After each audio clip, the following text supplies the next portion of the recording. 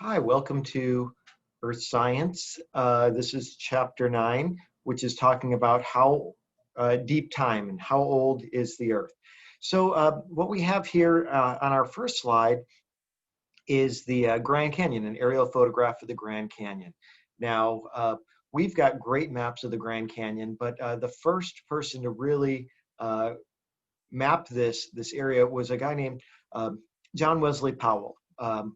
He actually he lost his arm in the Civil War, and he used a set of rafts and a crew of men to actually map this area that had not been mapped before. It was one of the last places in the lower 48 to be mapped, and he was able to figure out the height of the river, and he knew what sea level was, and so he had no idea what the gradient of the river was, and so he was a very interesting man.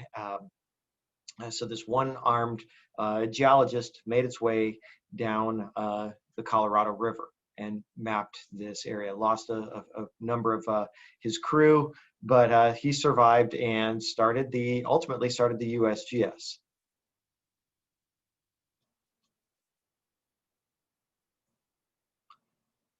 And so that was John Wesley Powell. And so as he was looking at this the Grand Canyon, as well as other areas in this area, he was looking at this great record of deep time. And when we start looking at geologic time, we usually have two categories of time frames. We're going to be dealing with relative age, how old something is relative to one another. So first, I got in my car. Then I put my seatbelt on. So sequence of events, first, before, after. And then we can look at the numerical age, how many years, how many years old. My birth certificate has what year I was born in, so I could figure out how many years old I am by looking at my birth certificate or my driver's license. Again, actual number of years with numerical age, relative, first, younger, older.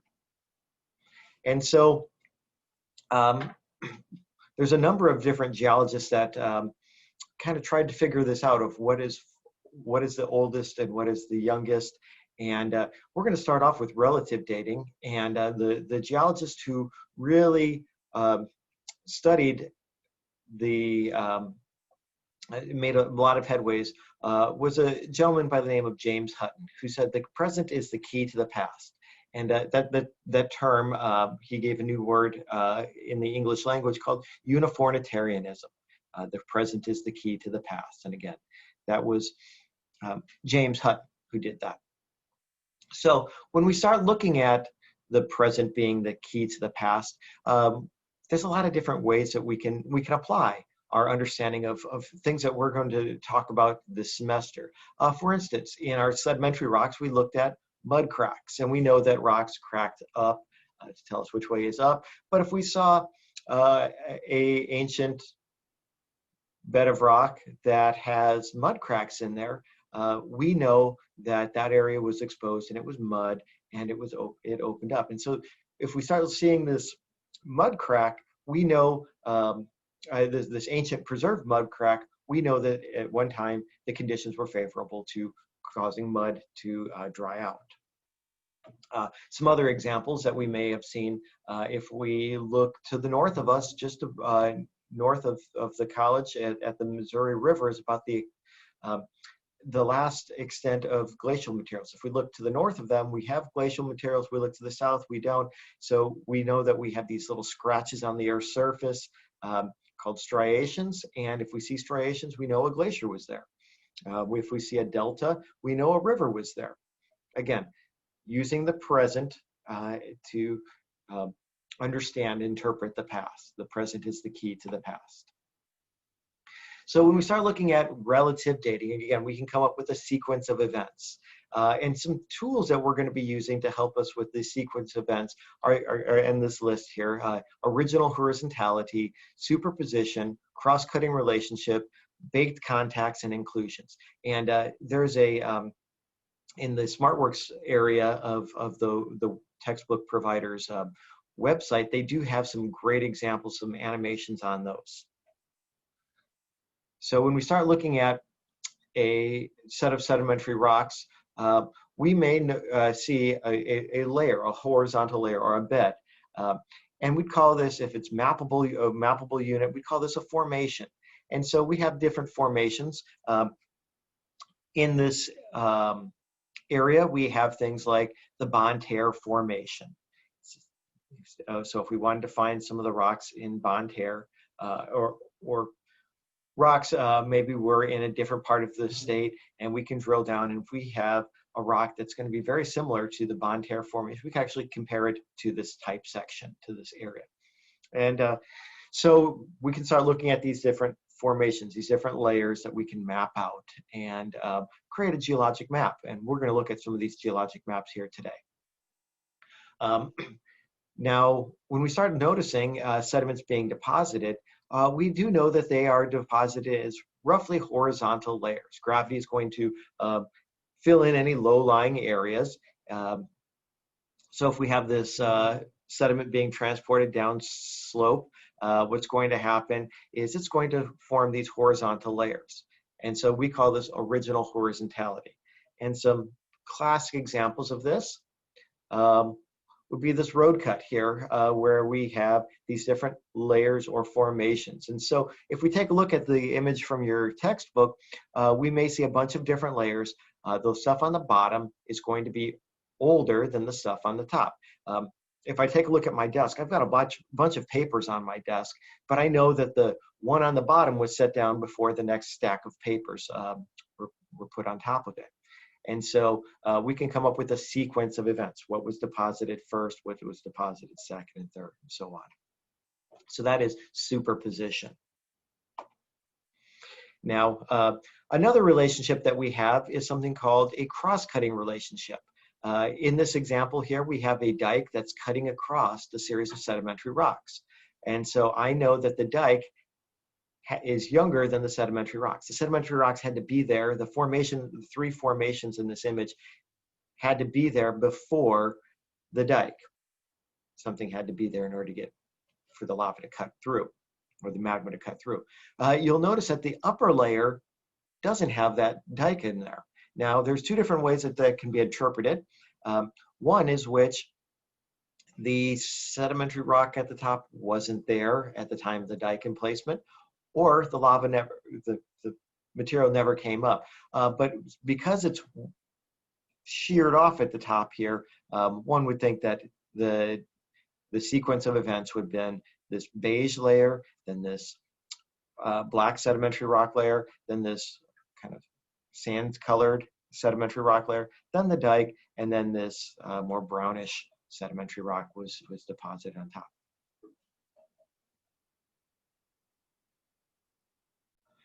So if you were to go to Fredericktown and go towards the Arcadia Valley out on Highway 72, you can see this road cut right here where we've got some existing rocks on either side, and then we have this dike that's cutting across here.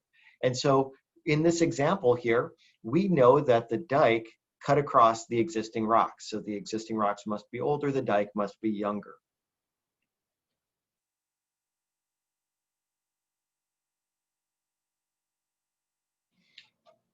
Another example is in silver mines over just south of 72. At Silver Mines Conservation Area, you can actually, right where the dam is, if you're familiar with this area, we have another dike that is cutting across the existing sedimentary, or the existing rocks here. Another tool that we can use to help us with relative dating is looking at contacts and looking at sometimes these contacts are baked. In our chamferod metamorphic rocks, we looked at how blobs of magma came into the area and contact baked to this material. Low pressure, high temperature environments created some of those metamorphic rocks. And so this baked contact here is a great example helping us figure out which rock is older and which rock is younger. And so in this case, these 3 layers of sedimentary rock were deposited, and then the pluton came in here. This big batholith cooled off, and or the pluton cooled off to form a batholith. And as a result, we have this baking that had occurred. In this case, we have some inclusions. And to have an inclusion, you have to have something that is included in that. So in this case, on the image on the left, we've got a basalt flow with a pile of sedimentary rock on top of it. And if we look carefully at that sedimentary rock, it has little bits of that basalt in the sedimentary rock. So therefore, we know that the sedimentary rock is younger than the basalt flow. In the image on the right, it looks like the basalt sill baked its way, cut across this horizontal layer, and as a result, it incorporated little bits of the sedimentary rock. So in this case, the sill, the igneous rock, is younger than the existing formations. And over here on the left, the igneous rocks are older than the sedimentary rocks. Also, if we looked at this sill, we may even see some of those baked contacts. So if we had an image like this, using just original horizontality, we could also use, pardon me,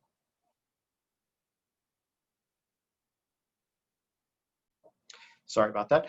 So we could use original horizontality, and then we have, if we noticed, we have a sill here. And so that sill is going to indicate that if we've noticed that sill has little inclusions in there. And so what would have had to have happened is these horizontal layers would have had to occur. Then the sill was incorporated, and then after that sill, then we might have had some folding of this rock and the emplacement of this granite pluton. Then the fault occurred. Then the igneous lava cooled off, cut a dike cut across this pluton, and then finally we had some erosion taking place. So we can come up with this sequence of events. We could tell a story of what happened in order to cause this sequence of events. If you're in the lab section, you are going to be doing some practice doing some of these, what happened first, what happened second. So here's the image from page 260 of your book showing that sequence of events, slide by slide, telling the story of the interpretation of what happened there to cause that landscape. Now, one of the other things that geologists will use to help study the past is using fossils, and this is known as paleontology. And so this is really, really important for trying to understand what has happened in the past, what type of life was in the past. And so when we start looking at these steps into fossilization, you need a couple of different things in order to really enhance your chances of being preserved. The first thing that needs to happen is you need something to die and be placed in an anoxic or reduced environment, an area that microbes aren't going to be able to break down the life. And so this usually will happen when you have a reduced environment and rapid burial. And so if we have something like a flooding event or a landslide or a meteor impact, all these things are going to kick up a bunch of material and quickly bury these people. Now, it's it's much easier to preserve something that can withstand that has some hard parts. Soft parts are going to decay rapidly, and we already established that quickly decaying of the specimen won't produce that fossil. And so if you really want to enhance your chances of being preserved, contain hard parts and be quickly buried and be removed from the environment in that anoxic environment. So this tells us a couple of things. First of all, this is going to tell us that not every organism is going to be preserved, and in some cases we may have a whole slew of organisms that aren't in those environments if they contain soft tissues. So here's the stages of a formation of a dinosaur. So we had some dinosaur footprints in the mud, and then the dinosaur died. And then this dinosaur was quickly buried by sediment, maybe sea level rose, or we had a flooding event or a hurricane, and it basically covered this organism in mud. After the mud has lithified, and then it's going to be in the ground, and then in order to find this organism, it's going to have to get exposed again, and so we have erosion that would wash this material away to cause this organism to be exposed. So there's a lot of different types of fossils that geologists are going to use. The first one is when the body is frozen or dried out. And so when we start looking at environments that would produce this sort of environment, maybe a glacier, where a organism fell into a glacier and is frozen so microbes can't break it down. Here's an example of one of these freeze-dried or frozen bodies. In this case, we had a 37,000-year-old baby mammoth that was in the permafrost. As glaciers are adding new material, this material will actually move in a glacier, but in this case, we have this organism which has been buried quickly and did contain hard parts. Now, one of the nice things about the frozen or the dried bodies is that if you're in these environments, then you're actually preserving the organism itself. Some of the other ways that you can preserve the actual organism is is also by trapping it in amber or tar. The image on the left is an insect that was trapped in amber. Amber is a hardened tree sap. And so if you had an organism that went onto a tree and then the tree secreted some sap and encapsulated that organism, again, quickly, rapid burial, and preserved those materials. In the image on the right, we have the La Brea tar pits of California, and the skeletal remain was recovered from those tar pits. The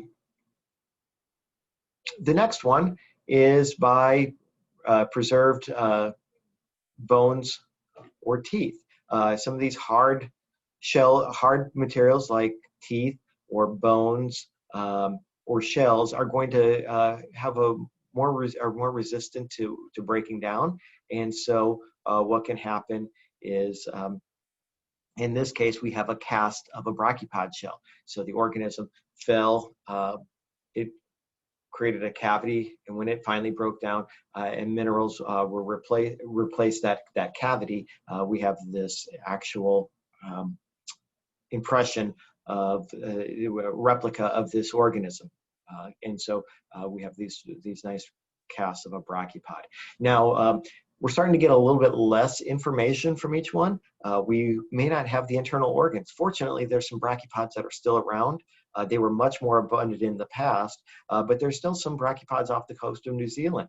And so that led us to understanding a little bit more about how these organisms worked. If we start looking at brachiopods today, they use their muscles to open up, where something like a bivalve uses its muscles to close. And so when these organisms die, they relax and close back up. And so while this looks like a shell, a seashell or a clam shell, something like that, the muscles are totally opposite of one another. We can look at maybe where the muscles attached to the skeletal remain to confirm this, but again, we don't have as much data, as much information from a preserved bone, teeth, or shells as we did in something like an organism that was frozen or mummified. Casts and molds are very, very, again, not as much information, but again, if an organism falls into a mud, that organism can leave leave a mold. If the mold is still there, new sediment can fill in as the organism it decays, and then that cavity can create a cast. And a cast is, again, a replica of this organism. It's not going to show internal structures. It's not going to have any potential for DNA, but it's going to have the exact shape of these organisms. If we have plant material is, they are carbon-based life forms, and if we remove the water from this fern in this example, what we have left is a carbon residue, and so this is some carbon fern shown in a layer of shale. If we go to the southwest part of the United States, it's not uncommon to find some of this petrified wood. There's the petrified forest in the southwest part of the United States, where we had some rapid burial of a number of trees that were then covered by volcanic ash, and then we had groundwater seeping through. And as the groundwater was seeping through, the xylem and the phloem that you may learn about in biology, this porous material can allow minerals to calcify or in some cases solidify, and then it's going to be an exact replica. Now, I'm not a dendrologist, somebody who studies trees, but if you were a trained dendrologist, you could actually look at this tree and identify what type of species of tree this is, looking at the growth patterns and bark. But again, there's not going to be any organic material. All of the materials here have been replaced with minerals. And so that's why it's permineralized organisms. Now, a lot of times these permineralized or petrified samples are going to be have silica replacing. It doesn't always happen to be. You can also replace this material with iron and sulfur, or pyrite, and so you can have pyritization as well. It's kind of a neat sample you may find when looking at fossilized specimens. And so what type of fossil is petrified wood? Permineralized. Now, sometimes we see examples of organisms that we know that they have been there, but we don't see the organism themselves. And so some classic examples of a trace fossil is footprints left behind by these organisms. And so we have tracks left by a dinosaur in this example, where we can actually learn a lot about that organism without actually seeing the organism. We can figure out, based on tracks, what species it is. We could figure out, did it move? Was it a solitary organism, or did it move in packs? We could figure out, based on the stride length, what the length of the leg is. We could figure out if it dragged its tail, if it walked on 2 legs, on 4 legs. So a lot of information can be gathered from these trace fossils.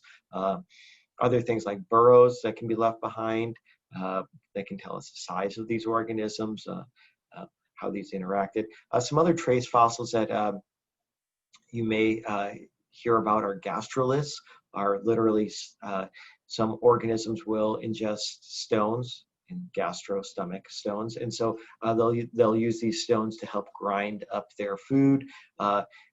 If I was teaching this class face-to-face, I'd show you some coprolites, which are fossilized dung, again, trace fossils that you can actually identify. There's no organic material left, but looking at fossilized scat, you can actually see maybe what the organism ate, how large the organism was.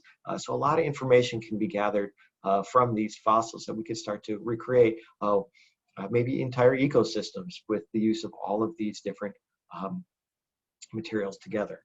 And then finally, we have macrofossils. And so far I've been looking at macrofossils, these big fossils. But the microscopic fossils are really a lot of research is going into these microscopic fossils because some organisms, like some of these microfossils fossil plankton are only only form in certain water temperatures. And so these microfossils can be really useful in paleoclimate studies. So when we start looking at these different fossils, sometimes we're going to be using their morphology or their shape. And so some of these very common fossils that you may come across are things like trilobites, three-lobed organisms. These were around quite a bit in the Ordovician, and then all of a sudden they stopped. So we can actually find some of these if you go out Highway 8 in just a few miles from the college. You can find some of these trilobites here in Missouri. Gastropods, now these have been around for quite a while, and you can find some gastropods, again, in the local areas, and bivalves, brachiopods. Our state fossil is actually the crinoid, and what you typically find are these, what look like a stack of checkers here in the crinoid, which is actually the stalk. It's these calyx are the area that the filter feeder, this organism is an echinoderm, very similar to, well, another echinoderm you may be familiar with is a starfish. But what these are filter feeders, and the top will actually filter out food out of these, out of the seawater. And these guys are still around today in the ocean, but they were the stem or the stalk are quite common. One of the lay terms for these crinoids are sometimes called sea lilies, and you can see how it looks like a sea lily, but again, it is an echinoderm. It is a filter feeder. We do have some bryozoas, these colonial organisms, kind of like corals, another example of a colonial organism. We do have brachiopods. Again, they were much more abundant in times of the geologic past. Now the bivalves are filling that niche and are much more abundant. We have these groptolites, these little teeth-like structure. We have these ammonites, and sometimes these ammonites are straight, sometimes they're curved. There's all kinds of different ammonites, and as it turns out, the little sutures on here were they changed quite a bit over a short period of time, so we could actually link up different fossils in different locations. And then finally, we have corals here, either horn corals or colonial corals. So when you start looking at these different organisms, again, these are some fairly common organisms to find in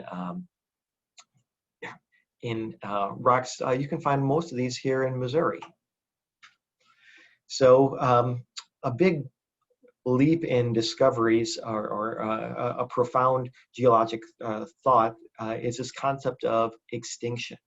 Now, Georges Culver, he actually came up with this concept that some organisms were around and went extinct. And you may say that's kind of a no-brainer, but at this time, we were still studying and just trying to discover what was happening in the rest of the world. And so if we found a dinosaur bone, we just thought that these dinosaurs were in different parts of the world. And so we just haven't found them yet. Again, lots and lots of undiscovered parts of the world. And so at this time, the concept that organisms would go extinct was a revolutionary thought.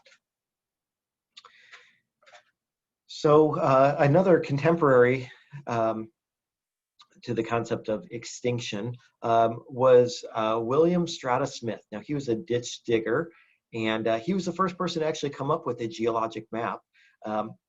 And as a ditch digger and a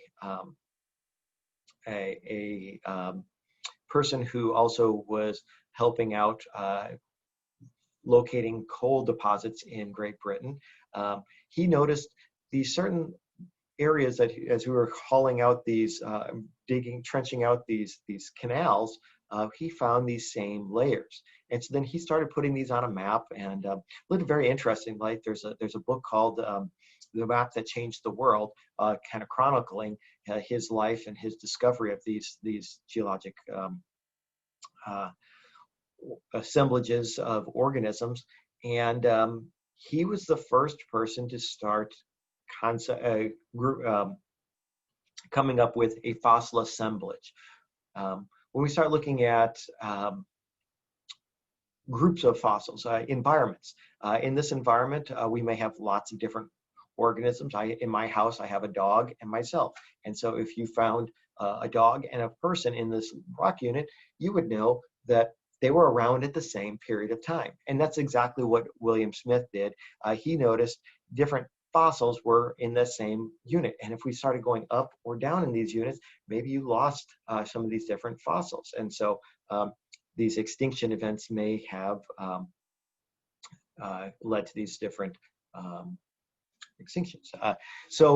William Smith would commonly, people would go and collect these fossils from different parts of the world and have these on display.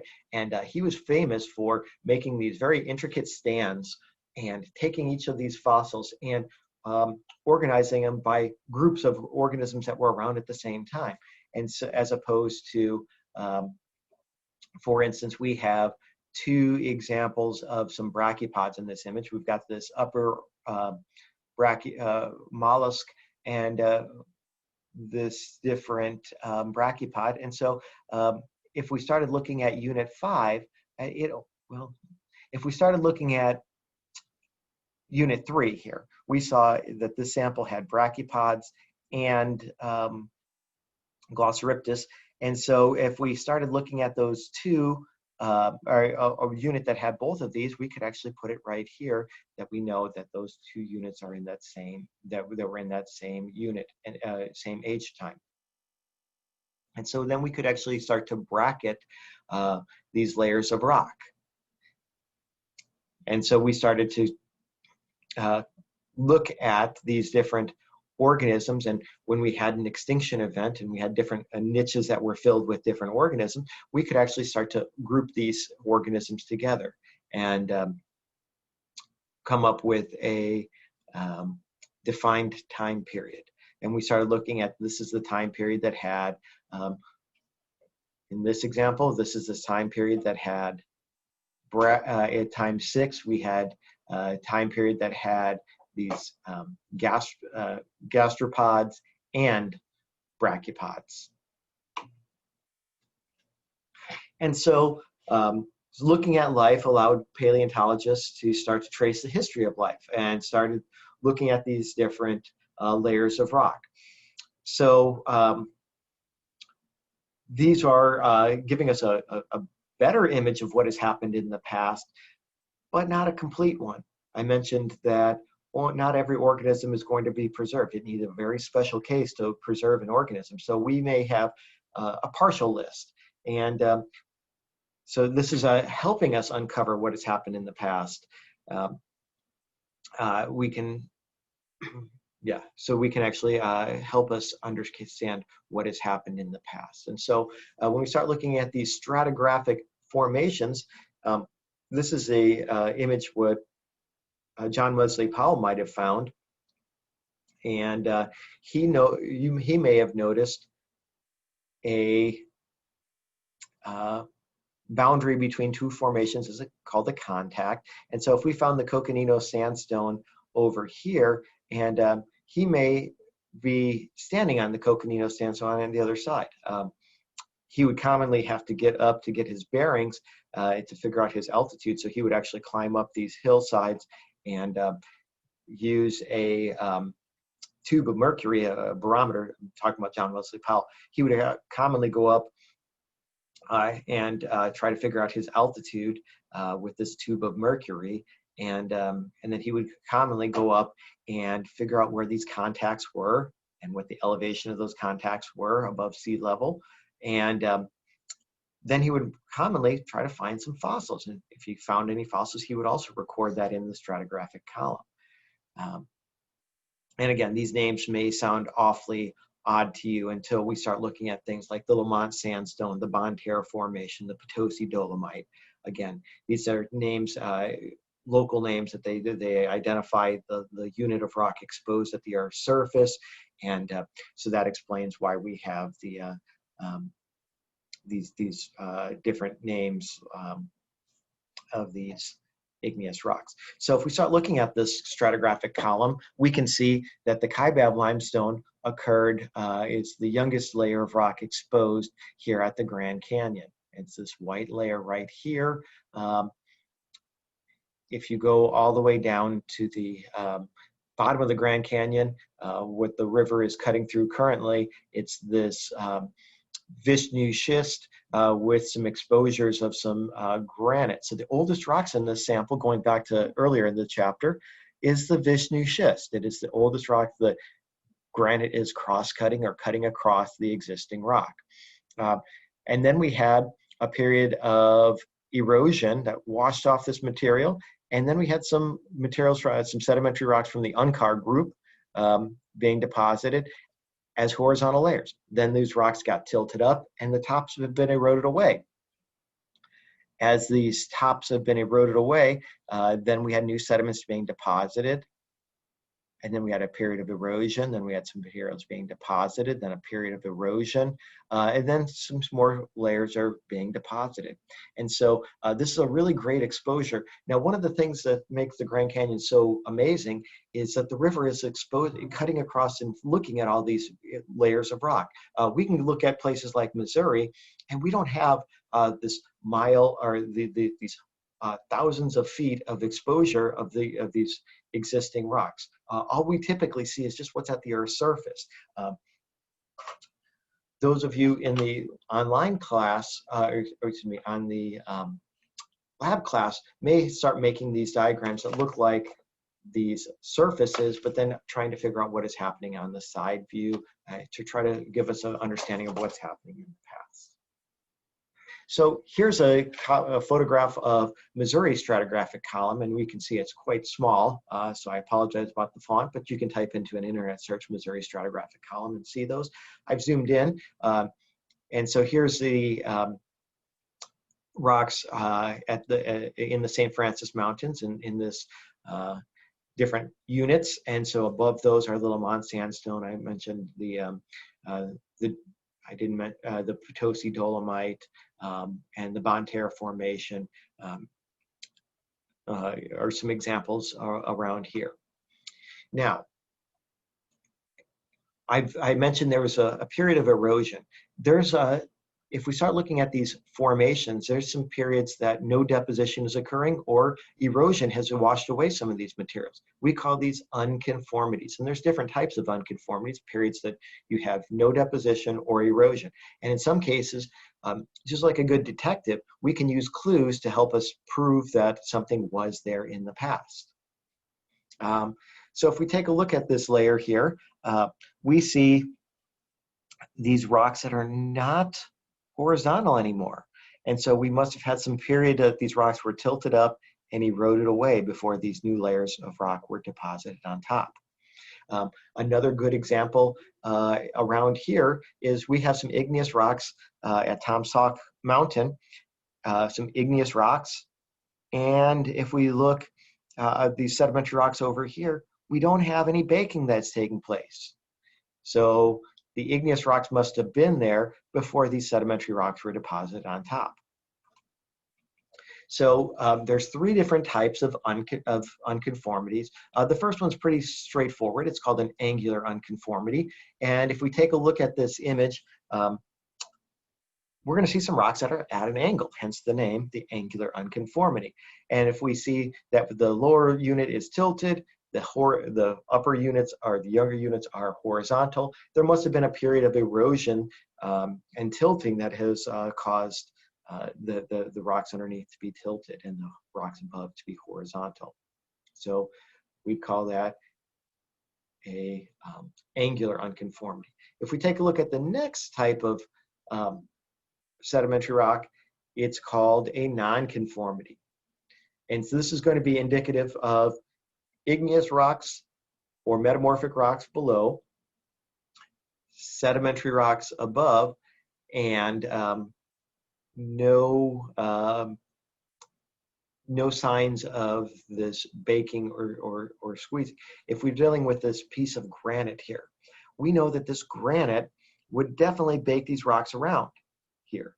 If those rocks have eroded away and the new sediments were deposited, we don't have any of that baking taking place. If you want to see a great example of this, in between Farmington and Fredericktown, you can see some igneous rocks, some granite below, right about Knoblich, and sedimentary rocks above. And then finally, we have a disconformity. These are very difficult to identify or to see in many cases because we have a series of sedimentary rocks, then we had a period of erosion, and then new sedimentary rocks were deposited. In many cases, these can be very difficult to identify, but they can be identified. In some cases, we may end up with small little stream channels at this boundary. In many cases, we're going to rely on the fossils to help us out with these disconformities. So if we start looking at the Grand Canyon, we can see all of these different types of unconformities exposed by the Colorado River. So when John Wesley Powell was mapping this area, he actually started identifying these different layers. And so if we start looking at these different layers, if he was traveling down the river, he found at Unit A, he found the layers on the left, and then Unit B and Unit C. And you can actually, if you were going to visit the Grand Canyon, there's 2 trails to get down to the bottom of the Colorado River. I forget the names of the 2 trails, but one trail actually goes very similar to section C here, where you don't see one of the units here. If you go the other route, it's a little bit longer, but you actually do see a slightly different sequence of events. The environment over here has pinched out, eroded away. And so as a result, we have an example of one of those disconformities. We're dealing with when dealing with these different types of unconformities, we've got the angular unconformity, and that one's pretty angular. So that one, students don't get confused. But when we're dealing with these other type of unconformities, one of the ways that I learned the different types of unconformities is when we're starting to deal with the disconformity, that's where a layer has literally disappeared. Disconformity. And then the nonconformity is the igneous rocks below or metamorphic rocks below. So when we start looking at these, those are some clues that we can actually identify these samples.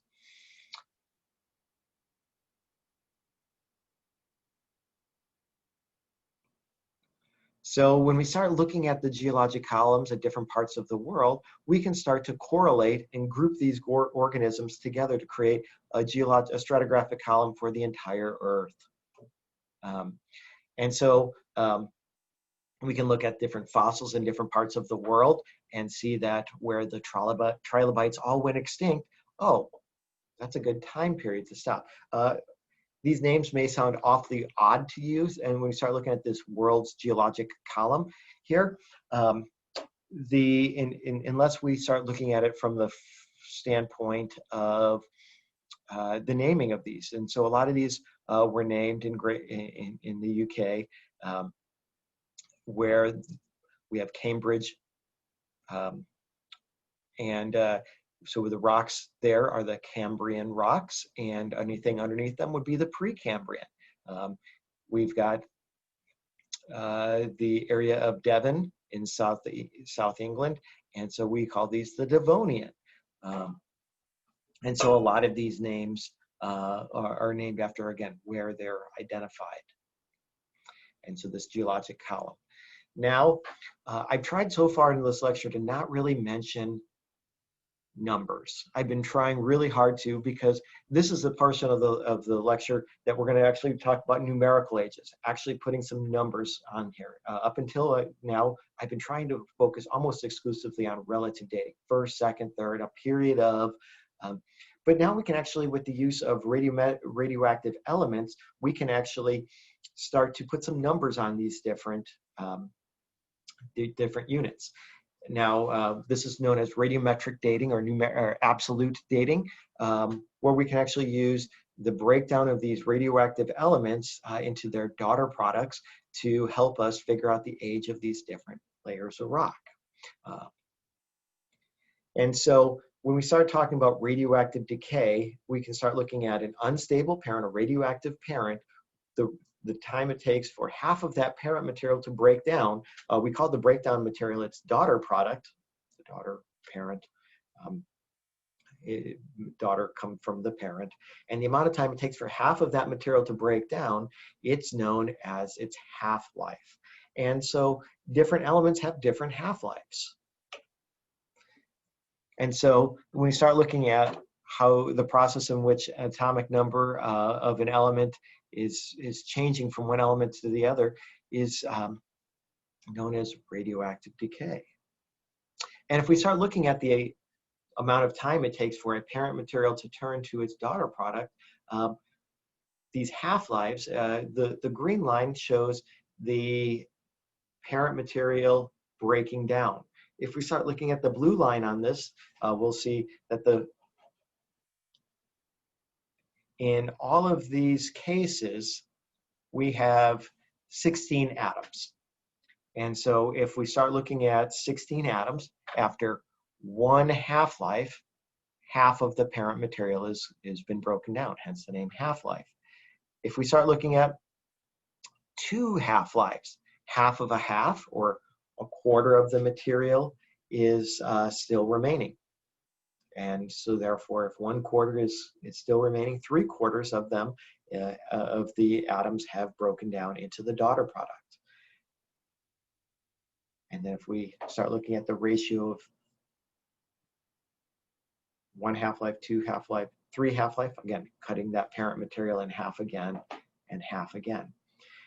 Now, I commonly get questions, will it ever fully break down? And the answer is not statistically, no, it won't. It'll just keep on getting smaller and smaller and smaller.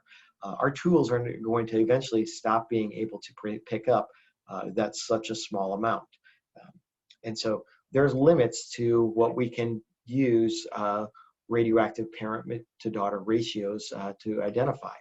So if we start looking at something like carbon, its half-life is a little under 6,000 years.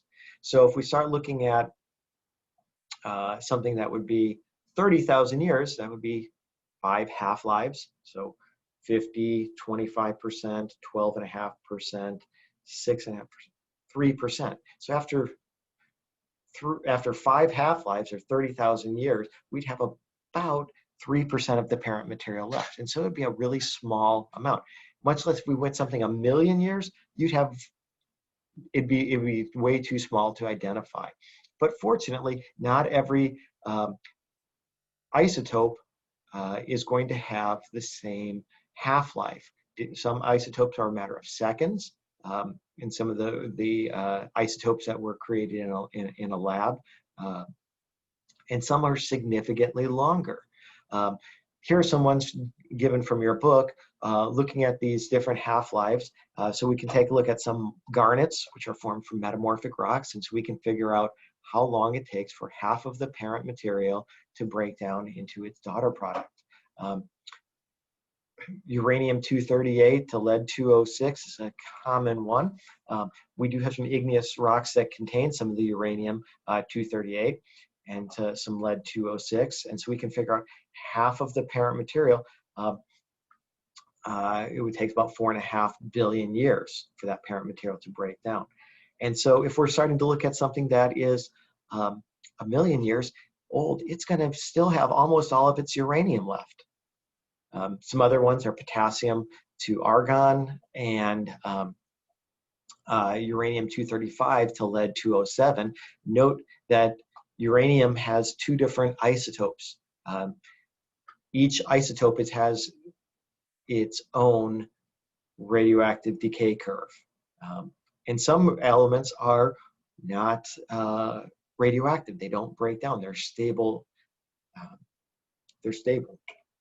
And so what we'd end up doing is in a laboratory, we would collect some samples and we'd look at the ratio of parent to daughter materials.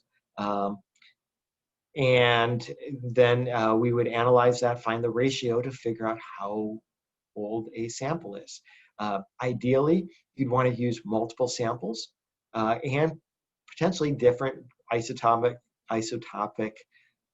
dating techniques. So you may want to use, in this example, you may want to use something that has some uranium-238 and some potassium-40. And if you did that and they came up with the same date, they're not going to have the same half-life, but they're not going to have the same parent-to-daughter ratios. But if you did the math on those, looking at those samples, you could actually find that they are exactly the same age. And that would give us some higher rate of confidence that these samples or the age of those samples. Now, unfortunately, not every rock is going to have radioactive isotopes in there. And if that's the case, we're going to have to use the samples that do have radioactive dating samples and relative dating. So if we take a look at this rock here, this igneous rock does have, in this case, we could radiometrically date this dike to be 80 million years old sample. So if we started looking at this layer of sedimentary rock here that's cutting across it, we know that it's older than 80 million year old samples. Maybe we had this granite down here that's 125 million year old samples. And so we have a nonconformity right above the granite. And so as a result, if we started finding these fossils in this image here, as this geologist looks like, or this person looking at these fossils, if we knew that the granite was 125 and the dike was 80 million years old, so these sedimentary rocks must be between 80 and 50 million year old samples. If we found a layer of this sandstone, we have this volcanic ash here that's 50 million year old material. We have this dike that's 80 million year old. And so what we'd have in this area is somewhere in between 50 and 80 million years. So collecting all of these data points together, we created the geologic time scale. And so just like we have centuries and decades and years and months and weeks and days and hours and minutes, we can what I keep on doing there is getting from larger areas to much smaller. So this largest region, periods of time are called, that we're going to be dealing with are eons. And then we can get into eras, and then we can break those eras down into periods. And so on a quizzes or something like that, make sure that you're looking at the right frame. For instance, which eon are we living in today? So make sure you're looking at eons. And if we take a look at this, which eon are we living in today? That'd be 0 million years old. Phanerozoic.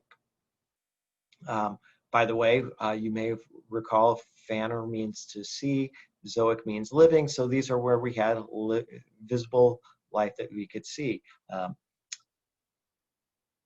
Precambrian I mentioned, where we had visible, the reason why this area was chosen, because all of a sudden we had the Cambrian explosion. We had lots and lots of life exposed all at once. Now, as it turns out, there were life down here, but it was young life that was microscopic. And then we had ancient life. And then literally we had hell on earth, Hades on earth, where we had molten material that virtually no rock near the no rocks, no life was found in this environment. Similarly, if we're starting to look at much more of the smaller time units are called periods, and so which of the following geologic column period represent the oldest strata? That'll be the stuff on the bottom there, the Cambrian. And so when we start looking at the age of the Earth, Lord Kelvin did a calculation on the rate of cooling of the Earth, and he calculated the Earth being 20 million years old. Unfortunately, he didn't know enough about anything about radioactive minerals. And radioactive minerals in the interior of the Earth are still giving off heat. And this explains why we have a misconnection between Lord Kelvin's 20 million year old samples and what we've, the discrepancy between the isotopic dates. And so when we start looking at isotopic dates of samples that we have on some Earth-based minerals, the oldest samples that we have on Earth are about 4.4 billion years old. We use the big G for billion.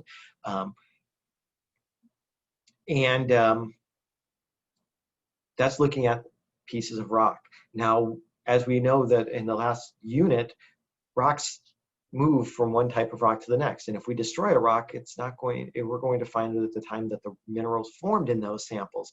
So the rocks could be older than that. And we have evidence that from meteorites, some of these materials that didn't get accumulated in the nebula into form a planet, some of those are 4.57 billion year old samples.